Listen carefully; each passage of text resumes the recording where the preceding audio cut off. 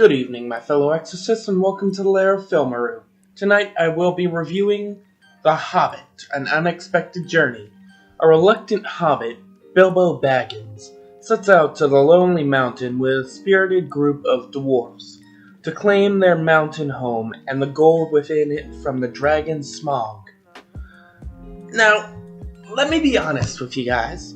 I have never read a Lord of the Rings book, and I have never played any of the games, maybe the online game or the phone game, and I've never seen The Hobbit, so all this elfin, dwarfen, wizardry is new to me. The closest I've come to this was Harry Potter, and that's a completely different genre and a completely different writer, but I've always heard good things about it, so today I've started watching the Hobbit movies. As I'm recording this right now, I've finally gotten to the Desolate Smog, which I will be recording my review of after I'm done with that.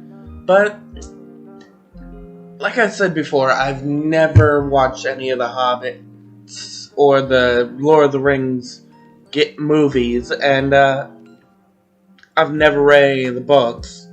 Let's be honest, for a while I didn't really think they would be as good as everyone said, because they're really long books and they're really long movies. Like, I don't know, they're like 2 hours each. So I had some time and I've decided to watch them. And I am a lot more surprised than I thought. Like, I've seen at least one episode of Game of Thrones, and from what I've seen from that, it's very similar to this. It's an adventure, it's medieval, and I don't know, I've just always been interested in knights and archers and the medieval times, so I figured, hey, let's give it a try. It is one of J.R. Tolkien's biggest accomplishments. Well, again, not having knowledge of any of it, other than Gollum and Smeagol, knowing that they are one of the coolest and creepiest villains out there, and I've seen studies on them. Personally, I think it was a good start to the prequel trilogy of the Lord of the Rings franchise, because we get to meet the original Hobbit from J.R. Tolkien's original first book, which is The Hobbit, which the studios have split into 3 movies now, instead of doing it as one movie, similar to how our J.R. Tolkien did the whole Hobbit Trilogy as one book. And we meet the original Hobbit, Bilbo Baggins, who we do see, if I remember correctly, we see in the Lord of the Rings movie at the very beginning. And we learn about his story, where in the original Lord of the Rings trilogy, we learn about his nephew, Frodo Baggins' story. And I can see Bilbo is a lot more uptight during the beginning of the movie, where he likes to keep to himself. He doesn't want to go on the adventure with the 13 to 14 dwarves. He is very polite to Gandalf, but he also tries to move him along without knowing that he accidentally invited him and the dwarves into his home. Yeah, he's a very polite main character, and I feel like he gets a lot of, he gets shit on a lot during this movie. Like, Thorin, the king of the dwarves, or supposed to be king, takes a lot of his anger out on Bilbo, calling him weak, calling him a coward, calling him a loser, essentially, where Bilbo kicks ass in this movie. Like, using his wits alone, he beats Smeagol in a game of riddles.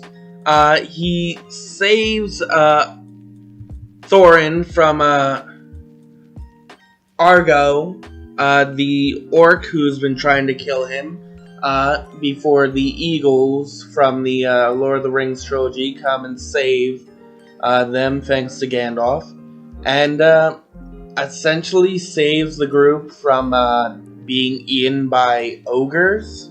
I mean, not ogres, trolls. He saves the group from trolls by outsmarting them until the sun can turn them into stone, thanks to Gandalf helping him out by breaking or knocking over the rock that was blocking the sunlight. And yeah, Bilbo is a badass in this series, despite his gentleman-like appearance and personality. We also have Gandalf, who is a prominent character in the Lord of the Rings trilogy, the original, and he's a prominent character in this. And while he's not in it as much, like, very similar to the Lord of the Rings trilogy, he does play a big part as the one who trusts Bilbo the most and does his best to change Thorin's opinion of Bilbo and just is constantly on Bilbo's side. The rest of the dwarves are very interesting. I mean, they all have their own archetype. They all have their special things about them. But I'm gonna be honest, I can't really say their names by heart. I mean, I know their names, but I can't really put a face to them, despite still watching the trilogy, which kinda feels sad, but also it's to be expected because we're mainly focused on Thorin and Bilbo and Gandalf. We also meet another one of the wizards. In the original Lord of the Rings trilogy, we meet Saruman and we meet Gandalf, the wizards of that trilogy. But here we meet another character, Radagast the Brown, who is a woods.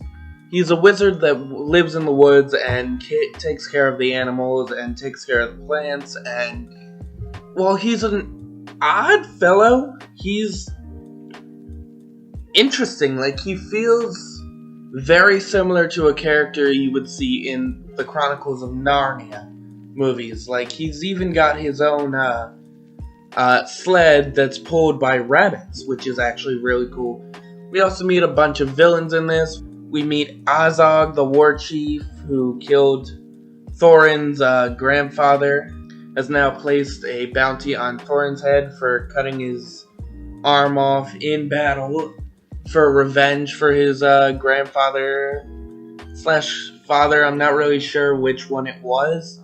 We meet a lot of new characters. Like, if I remember correctly from watching videos about the Lord of the Rings, we met Ents in the Lord of the Rings trilogy, where in this trilogy we meet storm giants, these giant, massive rock giants that look like mountains.